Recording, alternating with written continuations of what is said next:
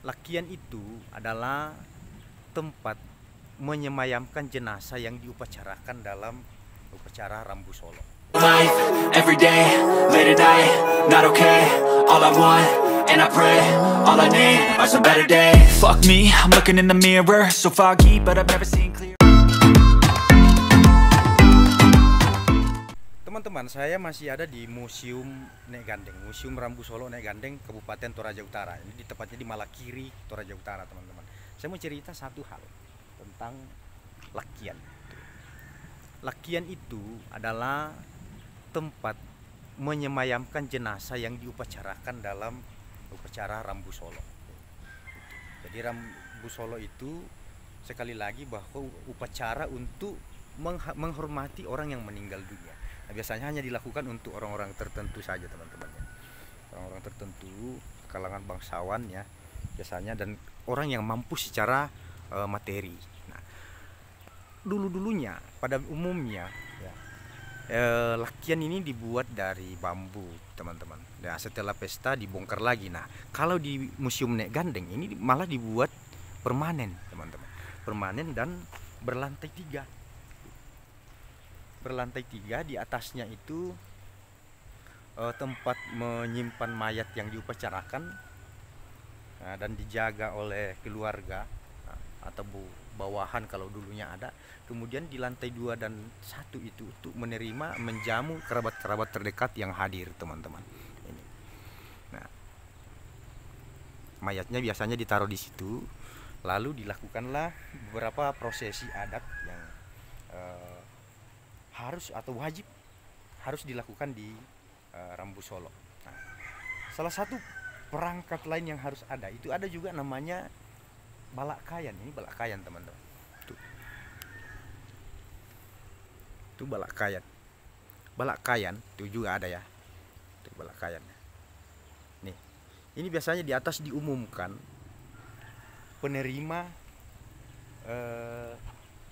daging yang dikorbankan di upacara Rambu Solo. Biasanya Rambu Solo itu kan mengorbankan daging kerbau, babi sampai puluhan bahkan ratusan ekor, teman-teman. Nah, disinilah diumumkan siapa yang akan diberikan jatah daging itu, teman-teman. Itu jadi tempat membagi daging ya. Itu. Nah, itu salah satu juga bentuk kebersamaan orang-orang Toraja, makanya memang melekat dengan kekerabatannya karena itu. Kemudian di upacara Rambu Solo juga biasanya harus ada itu namanya batu simbuang. Batu simbuang itu dipasang di setiap Rambu Solo bagi orang yang meninggal ya. Nah, di sini ada Ibu Dina Indan Nek Herlin. Itu lahirnya tahun 25, meninggal tahun 2010. Ini juga sempat diupacarakan di sini ya. Nah, kemudian ada lagi siapa ini? Johan Salempang Nek Herlin. Lahirnya tahun 22, meninggal 96. Kemudian ada si Tandi Rapang. Tuh, lahir tahun 1910, meninggal 85. Itu namanya Nek Ruru. Apong Malisa ya. Itu dipecarakan di Rambu Solo di sini juga. Nah, nanti kita akan lihat di museum di atas itu siapa-siapa yang sudah diupacarakan di sini, teman-teman ya. Agak agak becek, jadi saya harus hati-hati. Nah, kemudian di sini ada juga namanya Pak Laris Sapasulu. Laris Sapasulu itu lahirnya tahun 1911 ya. Meninggal di 2018. Itu panjang umur juga ini orang. Itu menandakan setiap batu-batu simbung ini menandakan bahwa ini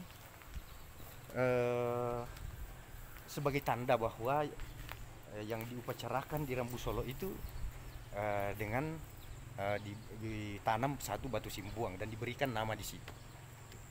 Nah, makanya di sebelum acara Rambu Solo itu dilakukan namanya acara mengeriuk batu.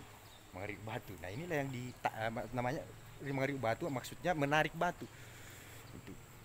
Jadi batu-batu inilah yang ditarik ke lokasi Rambu Solo.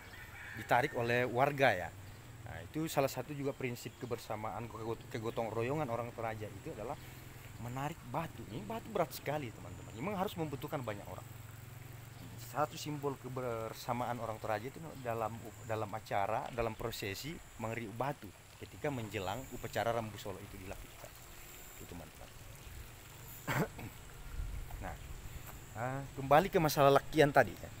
Ini salah satu lakian. Jadi kalau besok lusa atau kapan ke depan, di waktu ke depan ada lagi keluarga dari Nek Gandeng yang mau dilaksanakan upacara Rambu Solo, maka tinggal tidak perlu membuat pondokan lagi teman-teman. Ya, tidak perlu membuat pondokan lagi, cukup menyusun panitianya siapa yang mau melaksanakan. Nah, tinggal menggunakan properti yang ada ini. Sudah lengkap. Di sini ada tempat menyemayamkan mayat, ada juga tempat menjamu tamu. Ya, ada, pokoknya lengkap sini teman-teman. Nah, kemudian ini ada lumbung yang dibuat ya. Biasanya kalau di satu tongkonan itu memang harus ada lumbung teman-teman ya. Tongkonan itu pasangannya lumbung. Lumbung itu bagi orang Toraja satu simbol kemakmuran. Karena apa? Lumbung itu adalah tempat menyimpan padi, menyimpan gabah ya biasanya. Nah, orang-orang tertentu saja yang membangun lumbung. Karena apa? Ya kalau ada tempat menyimpan padi berarti dia punya sawah banyak. Ya, kan tidak mungkin juga mau menyimpan padi kalau sawahnya tidak ada. Itu artinya bahwa sawahnya, lahan persawahannya itu banyak teman-teman. Nah, dari hasil sawah itu berupa padi itu sudah disimpan di atas lumbung teman-teman. Seperti itu. Nah, ini kembali ke masalah lakian. Nah, saya lupa cerita tadi teman-teman. Itu kalau di tongkonan, di rumah-rumah adat Toraja biasanya ada dipasang tanduk kerbau ya. Nah, kalau di lakian ini, di sini di lakian dipasang tanduk kerbau. Tanduk kerbau itu adalah bahagian dari setiap upacara Rambu Solo. Kerbau yang dikorbankan itu tanduknya disimpan dan dihargai. Menandakan dalam satu pesta itu menghabiskan banyak kerbau teman-teman. Jadi bisa sampai miliaran rupiah. Karena apa? Kerbau itu harganya satu kerbau jantan saja itu bisa 40-an juta teman-teman. Nah, kalau tedong saleko yang kerbau belang itu bisa ratusan juta. Nah, bayangkan berapa yang habis itu kalau yang dipotong atau dikorbankan itu puluhan kerbau teman-teman. Nah, ini ada patungnya Pak Petrus Pasulu. Gitu teman-teman ya. Jadi teman-teman, saya kira sampai di sini dulu video saya. Kita jumpa di video saya selanjutnya. Yang menyukai video ini silahkan di subscribe, komentar di bawah video ini. Nah, jangan lupa di share teman-teman ya. Terima kasih. Assalamualaikum warahmatullahi wabarakatuh.